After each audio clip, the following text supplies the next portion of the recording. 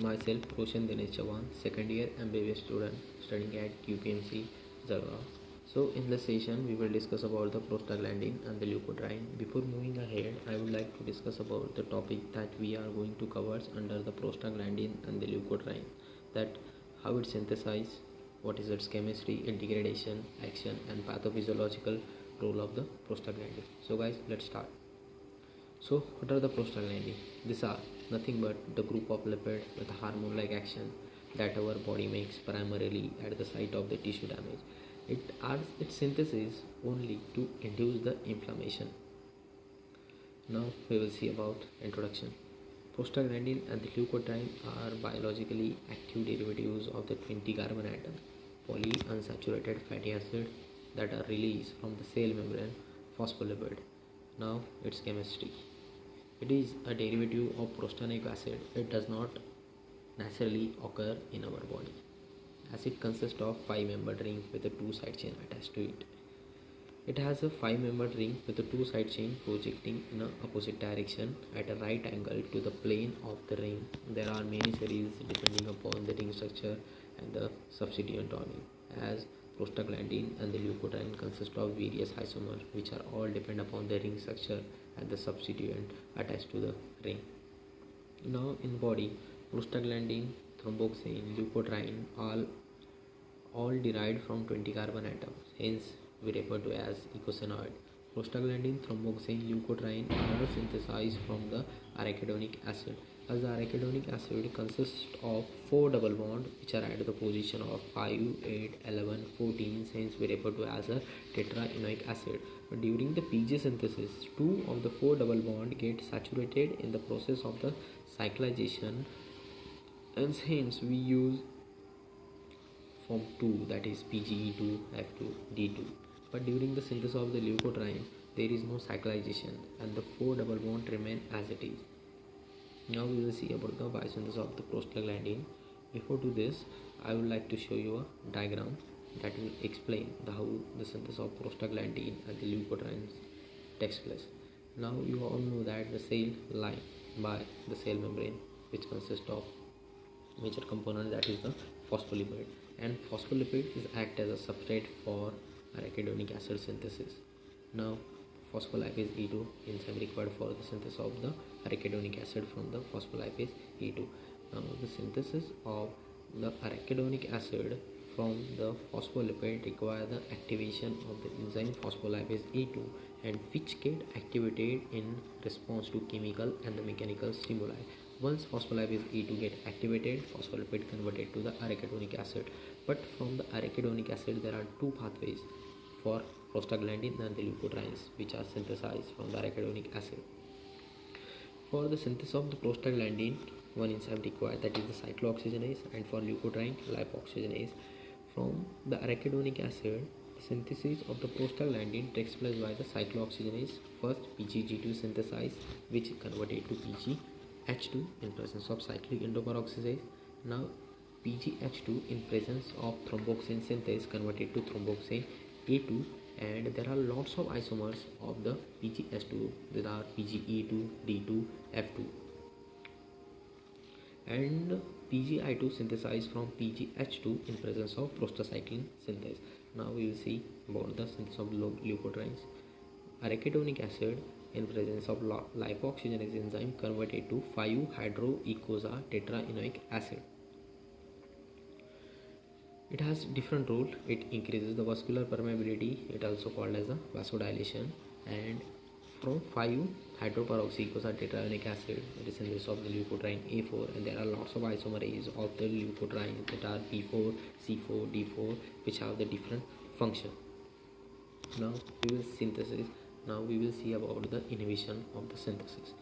How the synthesis of the prostaglandin and the leukotriene is inhibited by the different agent. From phospholipid, arachidonic acid is synthesized, which required enzyme, that is phospholipase E2, which inhibited by the glucocorticoid. Hence we will give the glucocorticoid, the synthesis of arachidonic acid will be stopped. And from arachidonic acid, there are 2 different pathways, one for prostaglandin and one for leukotriene. For prostaglandin, required enzyme, that is cyclooxygenase, which irreversibly inhibited by aspirin and reversibly by NSAID. and lipoxygenase also inhibited by the xylitol. Now there is degradation of the prostaglandin and the leukotriene. Pi transformation occurred in most of the tissue but common in lung. Prostaglandin, thromboxane, prostacyclin having a half-life of few seconds to minute. Once enter into the cell, its side chains are oxidized, double bonds are reduced, and then it will excrete in the urine. And prostacyclin are mainly degraded in the kidney. Prostacyclin is called as PGI2. Now we will see about the action and the pathophysiological role of the various isomers of the prostaglandin on various organs, that is blood vessels, heart, platelet, uterus, bronchi, stomach, intestine, kidney, CNS. Let's see one by one. And the prostaglandin E2 and the I2 on the blood vessel causes vasodilation. Their vasodilation decreases the blood pressure, whereas F2 and the thromboxane that causes the vasoconstriction. And PGI2 and F2 having inotropic effect on the heart, that it increases the force of the contraction of the heart. On platelet, some have aggregatory effect, some have anti-aggregatory effect. Prostacyclin that causes anti-aggregatory effect, whereas thromboxane it causes aggregation and release reaction. On uterus, prostaglandin E2 and prostaglandin F2 that have same effect on the uterus, that causes contraction of the uterus and softening of the cervix. It helps in the induction of the labor during the delivery, whereas prostaglandin E2 on the bronchi that causes the dilatation and inhibit the histamine release, whereas F2 that causes the constriction, and I2 that causes the dilatation, and thromboxane causes the constriction. Now action of prostaglandin E2 on the stomach. On stomach, E2 that causes decrease in secretion of acid, hence prevent from gastric acidity, whereas prostacyclin has the same effect as prostaglandin E2. On the intestine, E2 causes contraction of longitudinal muscle and relaxes the circular muscle, increases the peristaltis, whereas F2, I2 and E2 have weak spasmogenic effect on the intestine. Now prostaglandin E2 on kidney, it causes natriuresis, decrease chlorine reabsorption, inhibit EDH release and vasodilation and renin release, whereas I2 it also causes natriuresis, vasodilation and renin release. But the action of the thromboxane on the kidney vary from the prostaglandin, that it causes the vasoconstriction. And E2 action on CNS, it is pyrogenic, that it induces the fever. On afferent tau, that increases the pain stimuli. On endocrine system, it influences the release of the certain hormone. Now in short we will revise the action. Prostaglandin that causes the pyrexia, it prevents the platelet aggregation, which factor, that is thromboxane E2. It promotes healing of peptic ulcer, that means it decreases the acid secretion. It causes erectile dysfunction.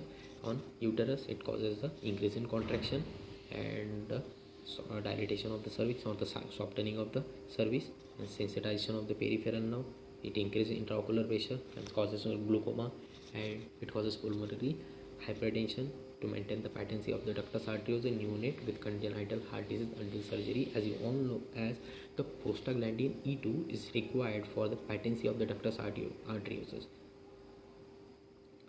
If the prostaglandin synthesis it's not inhibited after the birth, the ductus arteriosus remain patent and it causes the congenital heart disease. So guys, we are end up with our session.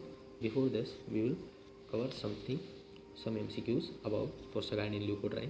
That cyclooxygenase inhibited irreversibly by aspirin. Action of thromboxane on platelets, aggregation.